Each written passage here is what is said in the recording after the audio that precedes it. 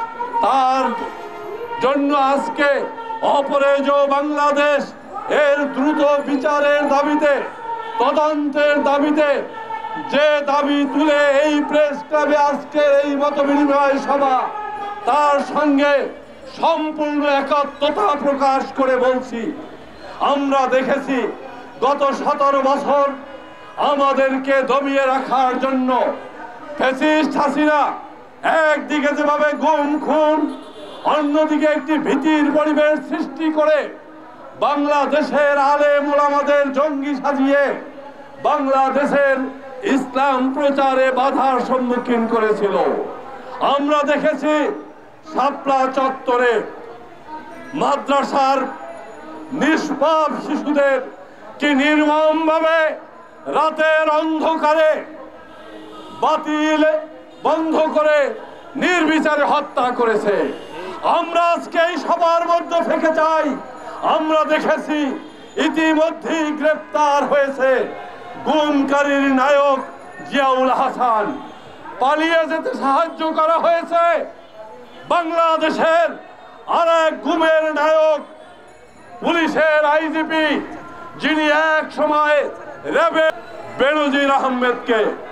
আমরা এই সরকারের কাছে দ্রুত দাবি জানাচ্ছি, বেনজিরকে, হারুনকে, বিপ্লবকে দ্রুত বাংলাদেশের মাটিতে ফিরে এনে বাংলাদেশে গুমের যে থিওরি তারা তৈরি করেছিল, কাদেরকে কোথায় গুম করে নিঃশেষ করা হয়েছে, হত্যা করা হয়েছে, তার বিবরণ আমাদের মধ্যে দিতে হবে। প্রিয় বন্ধুরা, আমরা এর মধ্যেও বলতে চাই, অনেক ত্যাগ তিতিক্ষার মধ্য দিয়ে গত 17 বছর জেল জুলুম, হত্যা, নির্যাতন, নিপীড়নের মধ্য দিয়ে গত 5ই আগস্ট বাংলাদেশের বৈষম্য বিরোধী ছাত্র আন্দোলনের পরিশেষে এক দফার মধ্য দিয়ে ফ্যাসিস্ট শেখ হাসিনার পতন হওয়ার পরে আমরা আশা করে বসে আছি দ্রুতই বাংলাদেশে একটি গণতান্ত্রিক সরকার হবে। ইতিমধ্যে তাই হয়েছিল। সারা বিশ্বে আমরা দেখেছি এরকম আন্দোলনের পরে দ্রুতই জনগণের কাছে ক্ষমতা হস্তান্তর করা হয়। কিন্তু বর্তমানে আমরা দেখছি কিছু ইসলামিক রাজনৈতিক দল বিদেশিদের প্ররোচনায় বাংলাদেশের নতুন এক ষড়যন্ত্র সৃষ্টি করেছে। এই ষড়যন্ত্রকারীরা গত 17 বছরে জঙ্গি নাটকের বিরুদ্ধতা করে নাই।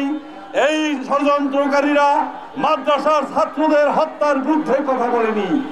এই ষড়যন্ত্রকারীরা দেলোয়ার হোসেন সাইদির মতো একজন মানুষকে হত্যার বিরুদ্ধে কথা বলেনি। আমরা দেখেছি এরা এখন মসজিদে গিয়ে বিভিন্ন জায়গায় ইসলামকে নিয়ে বিভিন্ন কুরুচিপূর্ণ কথা বলছে, আমাদের নবীকে নিয়ে তারা কুরুচিপূর্ণ কথা বলছে। আমরা জামাতের ইসলামের কথা বলতে চাই।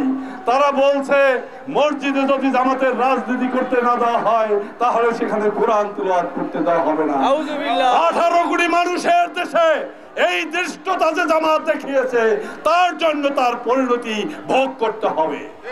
প্রিয় বন্ধুরা, আর একটা দল গত 17 বছর শেখ হাসিনাকে হাত পাখা দিয়ে বাতাস করেছে, ইসলামিক আন্দোলন। তারা বলেছে, এক ভাই বলেছে কোরআন শুভঙ্করের ফাঁকি। তাকে বলতে চাই, তোমার এই বক্তব্য এদেশের মুসলিম সমাজের বিবেকে নাড়া দিয়েছে। আর এক ভাই বলেছে শেখ হাসিনার কপালে নামাজের দাগ দেখেছে। আমরা নামাজের দাগ দেখি নাই, আমরা দেখেছি ভারতে গিয়ে তিনি কপালে তিলক পরেছে। আমরা দেখেছি এয়ারপোর্টে গিয়ে ইমানুয়েল ম্যাক্রোর সঙ্গে তিনি জড়াজড়ি করে গালে চুমু খেয়েছে। মুসলমান হয়ে তার জন্য ধিক্কার জানাই। তোমরা আজকে যে ষড়যন্ত্র করছো, এই ষড়যন্ত্রের বিরুদ্ধে আমরা বলছি তোমরা পিয়ার নিয়ে গণভোট চাচ্ছ, আমরা নতুন প্রজন্ম আজকের এই প্রেস ক্লাব থেকে দাবি করছি আগামী দিনে বাংলাদেশে গণভোট হবে। সেই গণভোটে দেখা যাবে 1971 সালে যারা মুক্তিযোদ্ধাদের এদেশের মানুষের নির্বিচারে হত্যা করেছিল তাদেরকে বাংলাদেশে রাজনীতি করার সুযোগ দেওয়া হবে কিনা তাই নিয়ে গণভোট হবে।